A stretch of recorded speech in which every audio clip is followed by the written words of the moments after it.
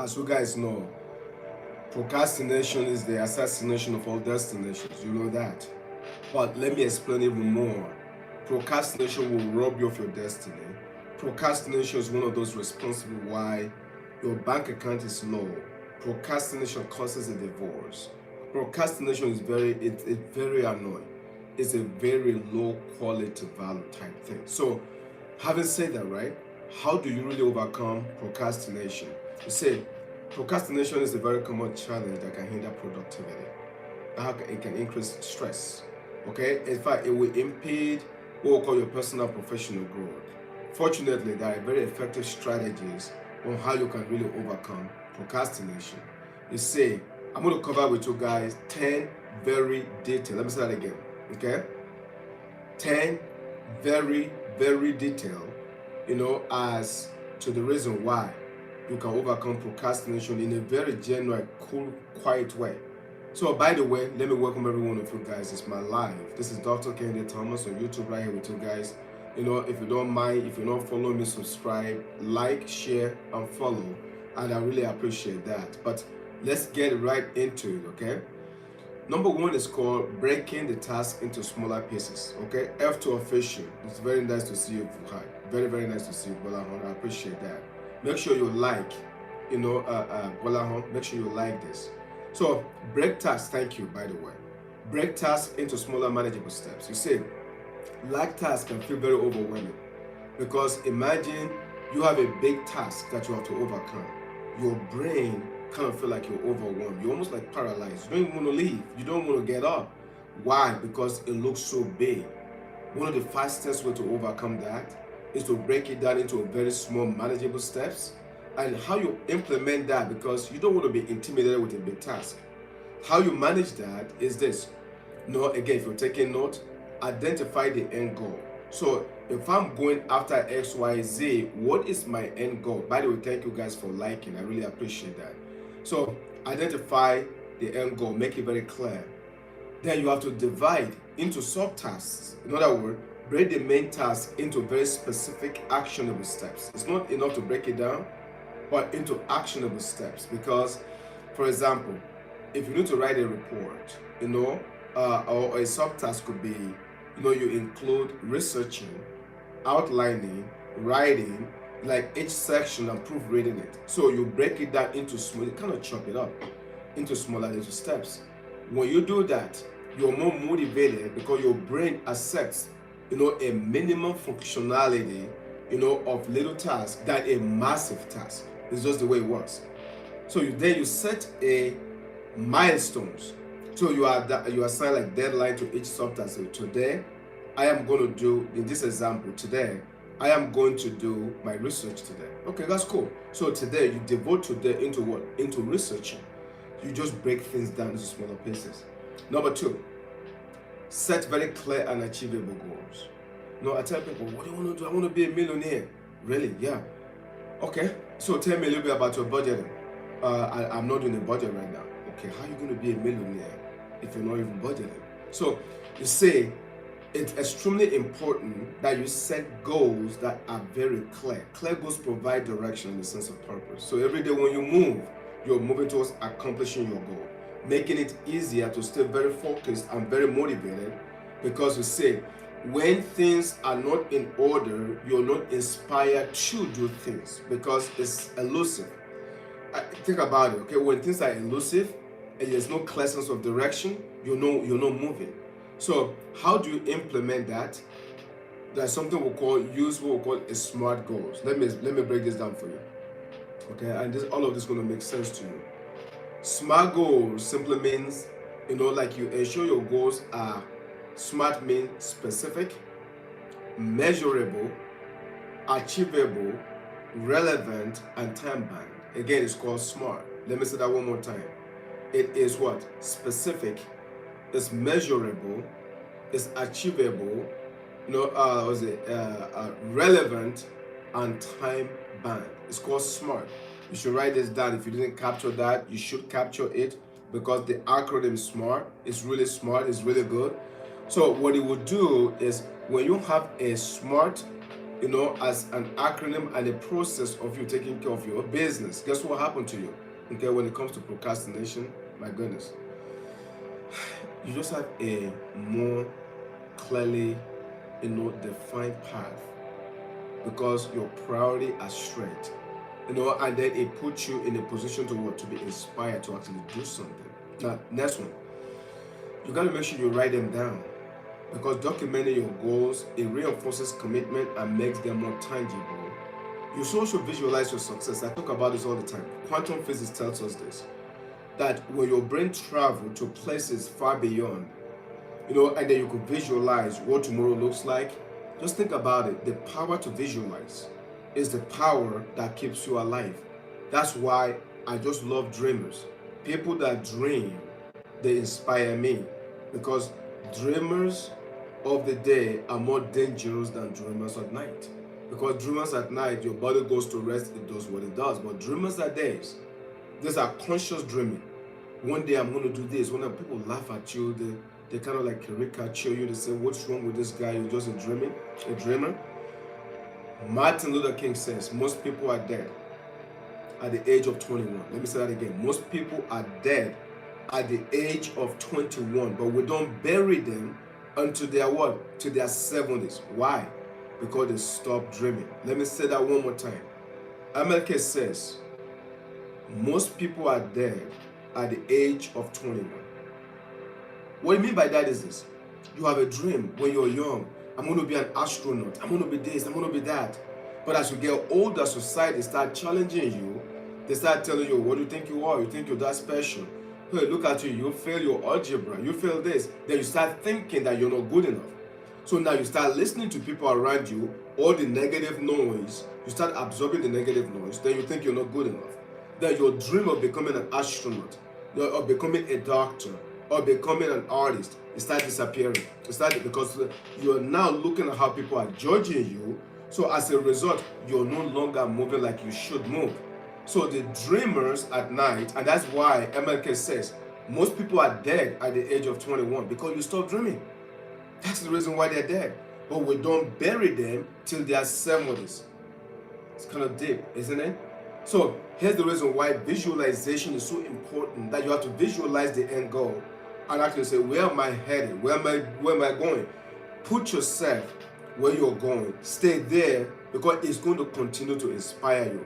For example, instead of a vague and goal like, I'm going to exercise more. No. Set a smart goal. Okay?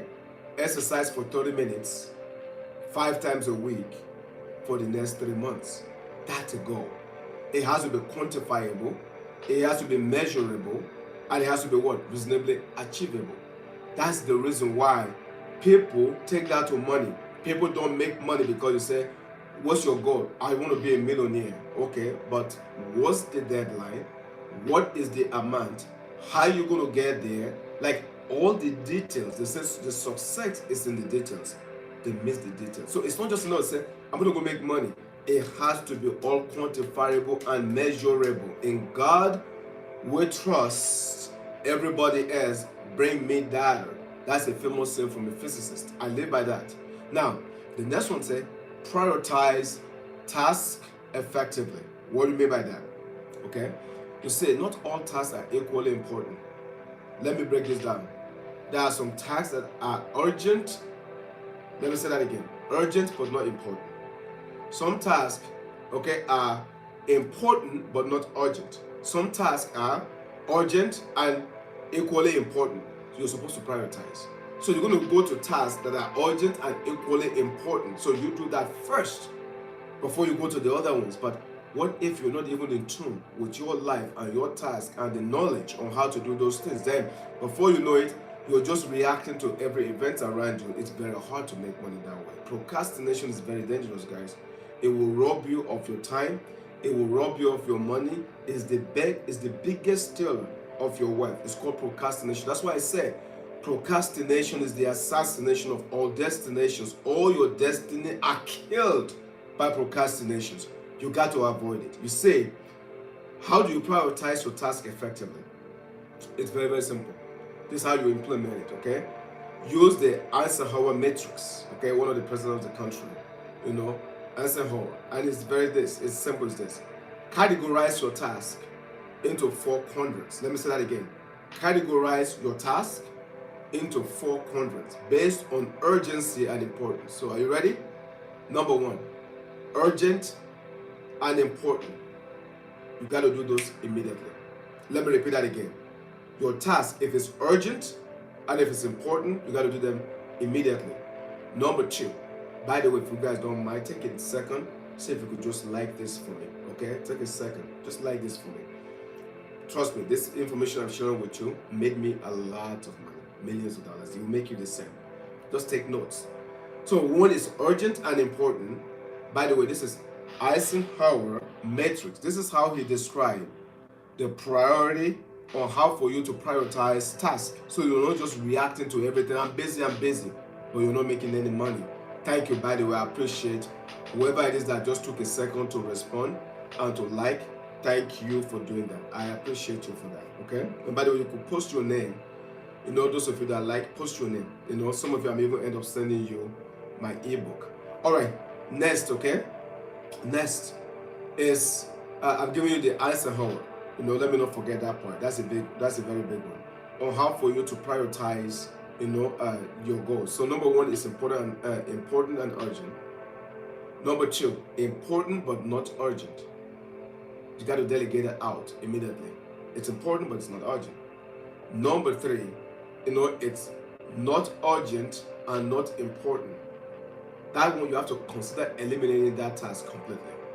So this is the way you're supposed to rank your task on a daily basis. You say, let me just put it to you this way. Each morning, list your task in order of priority to guide your day. You say, example, if you have a project deadline, urgent and important, and then a long-term career development course that you're supposed to take, important but not urgent. But you don't need to take this, and it's a long-term. It's important, but it's not urgent. You have to prioritize the project while scheduling time for the course. This is exactly how you are supposed to go. You follow me about this. Now, watch this, okay? This is extremely important. Number 4 is called time management.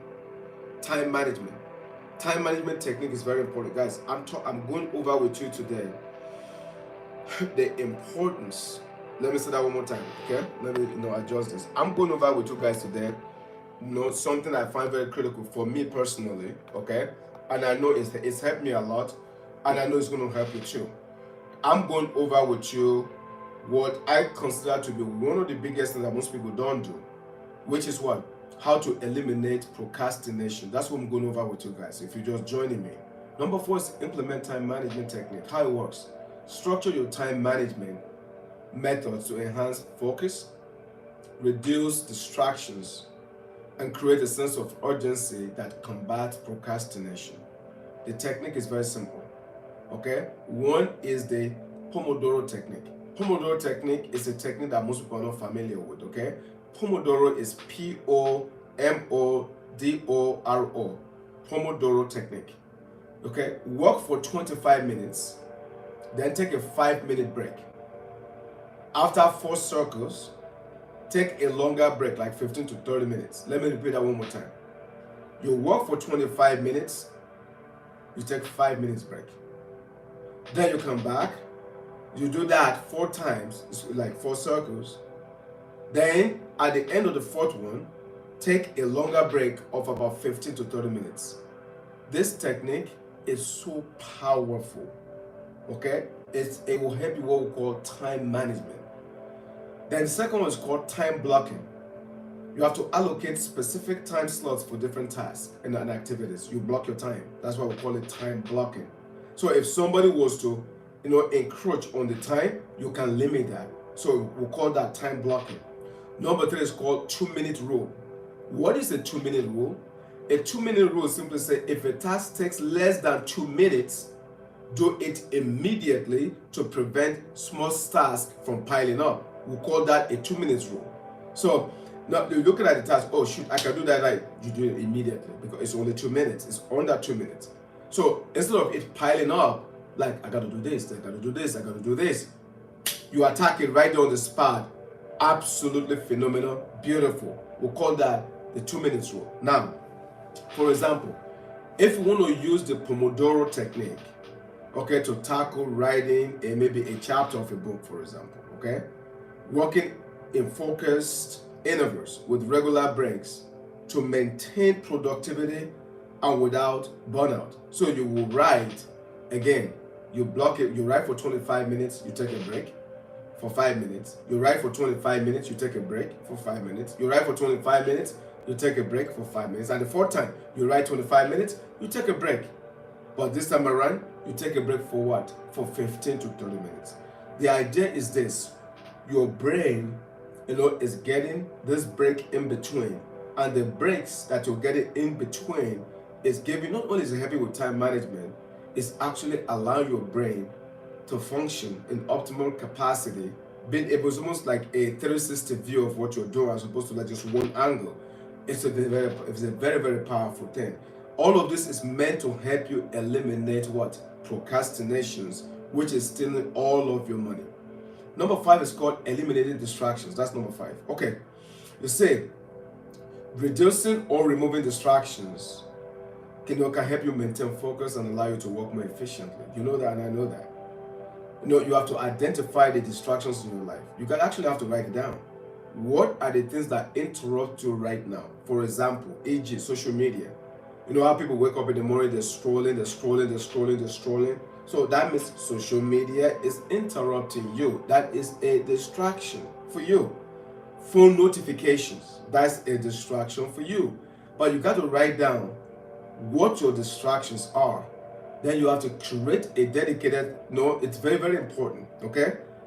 Very, very important. Point number 4, somebody asked me, Greg, point number 4 is implement time management technique. That's point number 4, okay? Then I go to point number 5, eliminating distractions, okay? So we got a 2-minute rule. So eliminating distractions. You say, if you can identify all of those distractions, it will really help you a lot. By the way, thank you for liking this. I appreciate that. 4 of you have liked it. I would love for all of you to like it. I really appreciate you for doing that. So now, under eliminating distractions, you got again either it's social media, either it is your phones, whatever the case might be. You got to identify what your distractions are. Because what I realize is this: I will go to the gym and I'll work out. I give myself an hour at the gym. Sometimes, guess what I am? I'm at the gym an hour and a half later, 30 minutes extra. Then guess what I realize? The gym is distracting me. It's good for me though, but nevertheless, it's still messing with my schedule. So guess what I do now? I set my alarm at the gym. It gives me 15 minutes before it's over. So when it's 15 minutes, guess what I know? I now know that within 15 minutes, I have a very short period to be out of the gym. Then I shift. You see, everybody have to find a way to learn how to deal with their distractions, because distractions is real. It's not going anywhere. Sometimes you have to use technology very wisely. Employ like apps, tools, that block distracting websites or limit like your screen time, etc. But freedom, stay focused. Guys, there's so much stuff you could do. There's so many apps out there that you can use. If social media distracts you, let's just say that's happened to be your own cross that you have to carry, the social media, then you have to use a website blocker, okay, during like your work hours to prevent access to the platforms that distract you the most. So you can get a website blocker, and so it won't come up.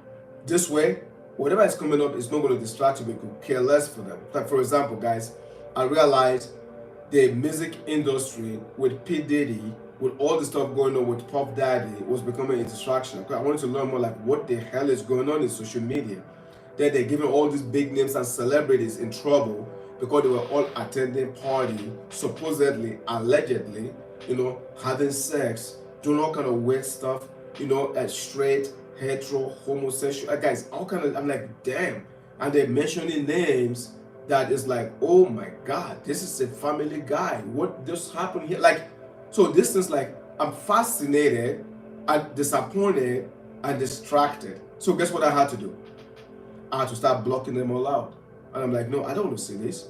This is not helping me. It's not paying my bills. What the hell is this? So even me, I got distracted. You could get distracted too. So use website blocker to help you with that. Now, number 6, create a productive environment. What do I mean by that? You see, a well-organized and comfortable workspace can enhance your focus, can reduce your stress, and also increase what we call efficiency. You see, first, organize your workspace. Keep your workspace tidy, free of clutter to minimize distractions. A cluttered house is a cluttered mind. A cluttered desk is a cluttered workspace. Just understand this. Nothing more powerful than clean. Let me say that again. Nothing more powerful than clean. So how you do one thing is how you do everything. So a person that took time to clean their environment, most likely they also took time to clean up themselves. So what's the point here? Okay? Optimize lighting and ergonomics. In other words, ensure your workspace has the adequate lighting around them, and the ergonomic furniture to prevent discomfort and fatigue. So this way, kind of like when you focus. You got to personalize very thoughtfully. Add elements that inspire you. Like for example, I found out that the other guy, the football guy at New England Patriots, I can't remember, and I'm forgetting anyway. Guess what they have there? They just simply have something, in the works, they just simply have on the wall one big note. Guess what it says? Do your job. That's all it says. A big sign that simply says, do your job. You know what they just did? They personalized the workspace. So when you walked in there and you look at the wall, it simply said, do your job. So, when you look at that, you're not going to be going distracting your co-employee or talking to this person or talking to that, because subliminally you're looking and you're saying, damn, I have to do my job. You use your environment. Personalize your environment to make sure what? That it enhances what you're doing. Either it's a picture, either it's plants, artwork, motivational quotes, but without creating clutter. You need that. For example, you can arrange your desk with only the necessary tools and materials that you need. Adjust your chair for proper posture. Add a small plant so that this way you can have plant, something to create a pleasant and focused environment for you. Number seven, develop a consistent routine. Let's say that one more time.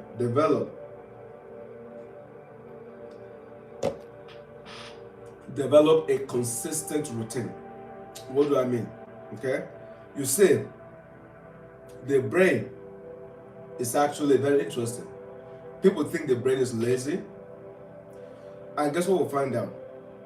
Psychologically, the brain is just like you, a human.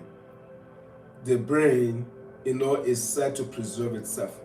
The brain goes in what we call a survival mode. So, your brain, my brain, it wants to conserve energy. Your brain uses over 20%, I think it's 22 or 25%, of the energy. That's a lot. That's just your brain. I'm not talking your arm, your belly, your leg, bigger, all that organ, just your brain. That's a lot of energy. That is like your random access memory, your RAM. So your brain is so powerful. So guess the brain constantly is looking for a way to what? To preserve itself. Because your brain goes in what we call a survival mode. So therefore it has what we call a default. So your brain is going to default into a routine and a habit. Here's what wealthy people do. Wealthy people default their brain in habits of success. And then poor people never even control their brain, so their brain just go into a default of self-preservation.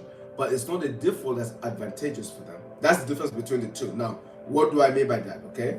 A routine helps you a lot, because a routine allows your brain to default in a good habit.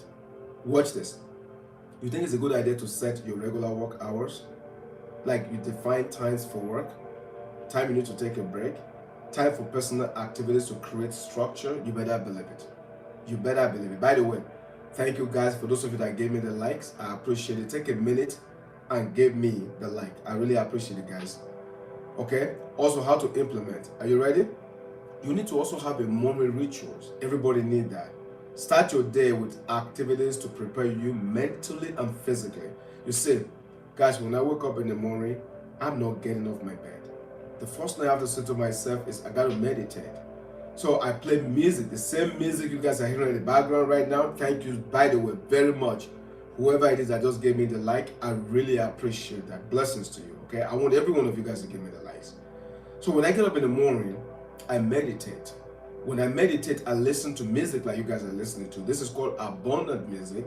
This is a 430 hertz frequency type music that activates your pineal gland. Your pineal gland is responsible for abundance and wealth in your life. So instead of getting up in the morning with some hippity song, no, man. Guys, this freaking 440 frequency that just creates tension, animosity, you want to kill somebody, I avoid that completely. I completely avoid that. Again, thanks for the likes, guys. Like, listen to music that enhances your life. These are meditative music. You could go on Google, you could search, I need to hear 430 frequency music. You will hear that. Now, that's kind of music that actually quiet down the brain, almost make you want to fall asleep. But that the music that actually activates your pineal gland, that brings wealth to you. I really appreciate you guys with the likes. Thank you again. So, the idea is this: have a morning routine for yourself.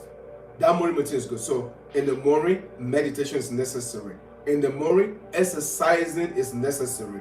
In the morning, personal development, even if it's for 10 minutes, pick up something, learn something new.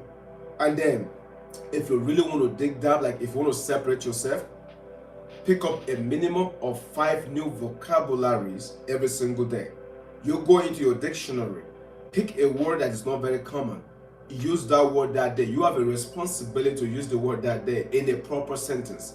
Do a minimum of about 5 to 10 of them daily. Oh my God. Do you know what's going to happen to you 6 months, a year later? When you speak, you'll command the kings and the queen to stop to listen to you. That's how powerful you could scrub your vocabulary. And when you do, guess what happened? Money will follow you. Because if you're not money, you make yourself money. How do you make yourself money? By polishing your language, by living in the world of ideation. So the people with the money, they need you to come on their podcast. They need you. Guys, I get requests for podcasts constantly, and I'm still working on myself, but I get massive requests for podcasts. Massive. I have a speech coming up at a local university, here in the US, in Atlanta, but I get requests constantly. Why? Because the more value you bring, the more blessings you are to others, the more people want to have you around. You see, somebody said something today that I thought was very powerful. So what's your prayer look like? Are you just praying to be blessed? But how about the people around you? How about your leader? How about your sideline? How about your downlines? How about your family? How about your brothers and your sisters, your relatives, your friends? Who do you pray for? You see, if you're just praying for yourself, you still have a very small, myopic view of life. The more you can open up your eyes for prayers for others, the more blessings you get. So let me get it right back at it, okay? Also, you need what we call evening routine. Evening reviews, it will reflect your accomplishments for the day. You should never let the day go by without a routine. Again, you have your morning, you have your evening. It reflects your accomplishment and your plan for the next day to maintain continuity. You need that. Example, when you begin each work day, you get up in the morning, you can meditate for 10 to 15 or 20 minutes, depending upon your endurance. Then you do what we call personal development. You read a book. It could be 5 pages, doesn't matter, just 5 pages. You could continue every day, but the idea is to sharpen up your brain, and then you go, you exercise, and then after you're done exercising, guess what you do? Now you go tackle your day with work. Guys, Elon Musk, Jeff Bezos, they are very rich people, guys. They are very rich. Elon Musk, Jeff Bezos are very rich people. Do you know what they do in the morning? These guys take a walk. Jeff Bezos take a walk. Are you ready? For 1 hour every day. His first appointment Jeff Bezos' first appointment is done at 10 a.m. in the morning. Think about that for a second every day. Because he has to go through his daily early morning routine first. Why? He wanted his brain to perform at optimum capacity. So he goes through the routine. He sharpens up his brain before he takes his first meeting. All right, you may not be Jeff Bezos. You may not be Elon Musk. But you are you. Do you realize if you practice this, your life will change too? Nobody walks on water, guys. People just have winning habits. They stay there. And the winning habits produce results. So now let's go to number 8. Number 8 is use accountability system. This is the reason why everybody needs a mentor. Everyone needs a mentor, guys. You need someone to hold you accountable. Someone to say, I believe in you. Someone to say, come on, man, you screw up. Get your act together. Everybody needs one of those in their lives. If you don't have any in your life because you kicked them away, apologize and bring them back into your life. You need them. No, I'm not saying they could even be a jerk to you, but you know exactly that they are telling you the truth. They are pushing you. So you need what we call an accountability partner. Let me tell you how this works, okay? Accountability increases commitments, motivation, making you more likely to follow through with your plans. Find an accountability partner. Set public commitment. Don't say, oh, by the way, you know what? This month, my plan is I want to make $40,000 for the month. But you only keep it to yourself. You're not sharing with anybody else. Guess what you're doing? You're hiding from public accountability. You got to hold yourself accountable. But when everybody else also have to hold you accountable, it's very uncomfortable. But that's the beginning of the great God that is within you, because now you're about to live up to expectation. You say, partner with a co-worker to set weekly productivity, your goals. Check in with each other every Friday, okay, to discuss progress and challenges. How well did I do? How am I moving? Did I do well? Let me tell you what it does for you. It forces you to just do better with the game. It really does. Number 9 is to practice self-compassion and manage perfectionism. Okay? Practice self-compassion. You see, self-compassion, the fear of failure or the need for perfection can paralyze your action. So you have to be kind to yourself to reduce anxiety and to encourage progress within you. How do you implement this? Very simple. Acknowledge imperfection. Acknowledge it. Accept that mistakes are part of the learning process and that perfection is unattainable. It really is unattainable. You also have to set realistic standards. You have to establish achievable goals that challenge you without being overwhelming. Also, you have to make sure you practice positive self-talk. You see, everybody have a monologue in their head. You know what's crazy about it? What you're saying to yourself is eventually what you become. God, you could tell me I'm doing phenomenal, but inside you could be killing yourself. So your monologue and your self-dialogue is exactly the life you end up living, because you can fool the world, but you can't fool yourself. There's one man, there's one woman you can never run away from. If you're a man, you can never run away from yourself. You'll never be able to run away from yourself.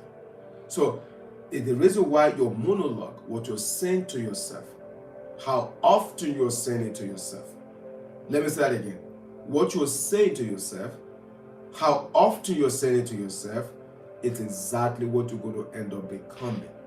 So it's time initially to start lying to yourself. Lying to yourself is, I'm a millionaire, but you're not yet. But it's called the future truths. But you know what? I am the best looking guy in the world. You're not yet, you're ugly. But it's called what? The future truth. No, you are, guys, if I tell you it's crazy, I have the best wife in the world. You don't even marry yet. It's called the future truth. So the idea is this: when you're speaking, people are going to laugh at you. They're supposed to laugh at you because what you're talking about is not physical to the eyes. I'm a millionaire, but currently you're poor. So people laugh at you because you're saying those words to yourself and you're saying it aloud. People then laugh at you. But in reality, those are the things that end up becoming future truths If you keep saying it to yourself, it's called your what? Your internal dialogue, your monologue. People don't understand this stuff. That is why people who are so super smart, majority of them are broke. Because super smart people don't have room for this. They think it's nonsensical. They think it makes no sense. So people who are exceptionally smart don't buy into the concept that your self-monologue can be a future truth. They never buy into that at all. This is the reason why your communication with yourself have to be very enlightening. I am a millionaire. I am wealthy. I am healthy. People call it affirmation. Call it whatever you want to call it. But your monologue is eventually what you become. You cannot hide from yourself. And they become eventually the future truth. So in this case, right, make sure you set a standard for yourself. Make sure you practice the self-talk. If you're struggling, for example, to complete a report, remind yourself that a good enough draft is better than no draft. Focus on making progress. Remind yourself that you are better than you were yesterday. And guys, this is how you have to talk to yourself. Talk to yourself. Talk to yourself. Exactly in this term. Now, number 10 and the last one. You got to reward yourself for progress. Let me say that again. You have to reward yourself for progress. The same. How you have the dogs, the Pavlov theory. So, you incentivize the dog. The dog will do something, you feed the dog. The dog will salivate. The dog is looking for food. Okay. And then you keep ringing the bell. That was a real experiment, Pavlov. The dog will show up and the dog will salivate because then you feed the dog. Then you ring the bell, but there's no food. But guess what? The dog is what? Still salivating. Okay. Your brain works just like that. Your brain is enthused to perform when there is a reward that it's going to get. This is kind of crazy. But guys, what I'm saying to you right now, my mentor taught me this years ago, but I never was in a place to receive it because I was just not there. I was not mentally there. As I get older, and as I'm reading a lot of books now, it's like I'm reading everything he taught me 10 years ago. It's kind of weird, isn't it? Some of you may be ready to receive this message, or maybe you're not. But for those of you that are ready to receive the message, you're a millionaire. It took me quite a while to get there because I was slow to receiving the message. Because it wasn't making it become a very logical guy. But every book I read, they all tell me the same thing. So you got to reward yourself, guys. You got to set a reward system. Define specific rewards for completing tasks or reaching milestones. Short break. Like enjoy a favorite snack, for example. Something small. Engage in a leisure activity. Or use intrinsic and extrinsic rewards. Okay? Combine internal satisfaction, sense of accomplishment, with external rewards. I want to treat myself because I accomplished X, Y, Z. I'm going to celebrate my achievement. You see, after completing the task, guys, use the Pomodoro techniques. Reward yourself with 10 minutes or reading a book. Enjoy yourself. Take a walk outside, but you have to reward yourself. Additional tips I can give you guys on this on procrastination is understand your procrastination triggers. Identify what causes you to procrastinate, whether it's fear, lack of interest, or feeling overwhelmed. Identify those. Also, stay organized. Use planners, to-do lists, digital tools to keep you on track. Maintain a very healthy lifestyle, adequate sleep, nutrition, exercise. All of this can impact your energy level.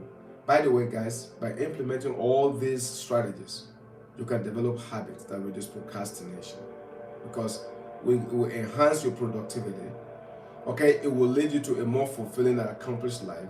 Remember that overcoming procrastination is a very gradual process. It's not going to happen overnight. It's important to be patient, be persistent, be aggressively patient. And then if you work towards these changes, you are in for a treat. It's like heaven on earth. By the way, folks, if you like my content, what I just delivered to you today, okay, make sure you follow me and subscribe to my channel. But I make one simple commitment to you. I am committed to make sure that you grow with me, to continue the growth mindset. And I promise you, if you do these things that I'm sharing with you, Okay? Your future is so bright. You're going to make so much money. Life is going to be so beautiful. You're going to drive the Ferrari, the cars you want, your Bentley, your Mazda. Guys, whatever it is, your wildest dream is going to become a reality for you. But first, you have to pay the price. You have to pay it, no discount, no layaway, and it has to be paid upfront. Thank you so much for joining me today. Okay? I hope I brought enough value to you. Please work like it's up to you. Pray like it's up to God. I'm going to post this on my YouTube. Feel free to copy, share, paste, share with everybody that you see is procrastinating so they can work on getting better at this. Okay? K. Greg, it's very nice that you stay from beginning to the end. You're more than welcome. Okay? So I will see you guys again tomorrow. Have a great one, everyone, and God bless you all. Bye now. Bye. Alan, Yuri, very nice to see you guys. That's Alan, and I thank every one of you guys for being here with me. Thank you, guys.